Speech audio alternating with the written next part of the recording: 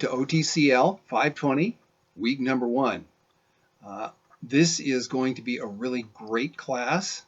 I hope that you really feel that at the end. Notice we do want you to do class introductions in the discussion section. That's for me and also your classmates to learn who you are. Upload a picture, tell us about yourself. I've told you all about me, and I know you're probably tired of hearing about that, so I won't go into it. This is a skill-oriented course. You're not going to have a bunch of notes. You're just going to put in a filing cabinet and forget about it. I have some hints for this first week, and that's really what these videos are to do, is to give you some hints, to encourage you. First thing you have to get down is the Aleph Bet in Hebrew. Go through that regularly, as Dr. Roden has hinted. Go to YouTube. Have a look at those songs on there. You can also use the English one. Aleph, Bet, Gimel, Dalet, Hey, Vav, Zayin, and go all the way through. One of the advantages is now you will have access to all of those reference works that maybe you've only looked at before, and now you can use them. Eventually, you'll be able to critically evaluate them. And the vowels are a little bit more difficult. I'm sorry about that. Probably one of the best things to do is to break out a piece of paper and just write them down repeatedly so you can do it from memory.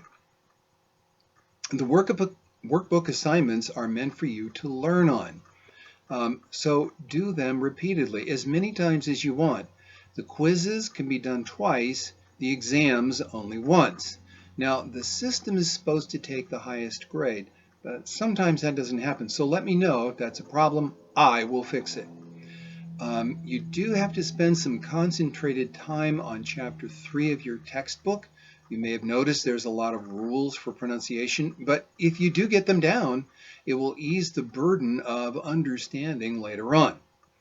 You now get to start memorizing vocabulary. Yay! Really, language is words and how they're put together, and those words will help a lot. Nouns are usually the easiest thing to learn in a language.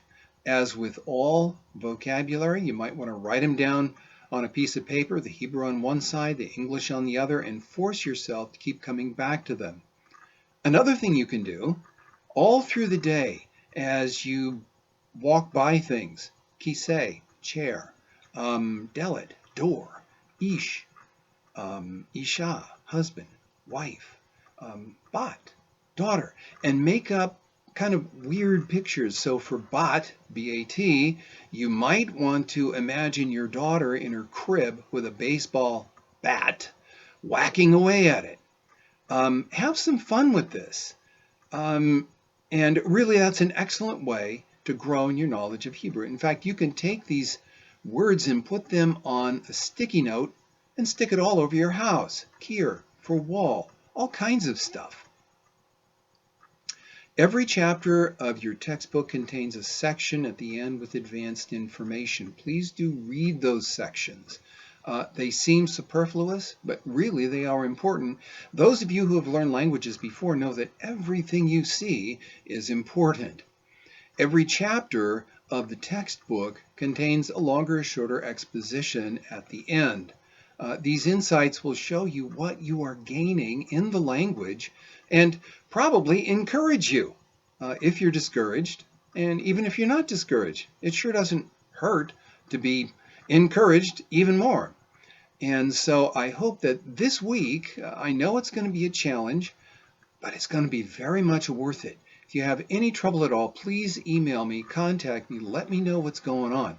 Have a great week. May the Lord bless you as you work in these first few chapters of the textbook.